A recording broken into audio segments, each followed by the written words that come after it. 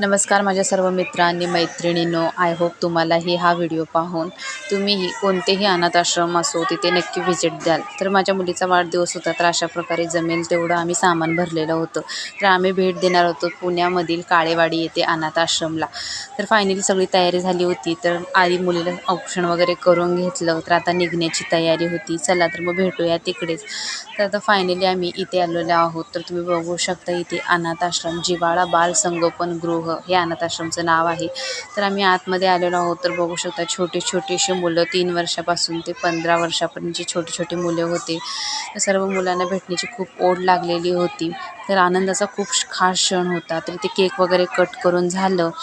तर सर्व मित्रांसोबत माझ्या मुलीने एन्जॉय वगैरे करून थोडंसं त्यांच्याबरोबर खेळलं. तर यायची तयारी चालू होती. तर इथे ती यायला नको म्हणत होती. ती खूप रडायला आलेली होती. तर तुम्हाला व्हिडिओ कसा वाटला नक्की कमेंट करून सांगा. व्हिडिओ आवडल्यास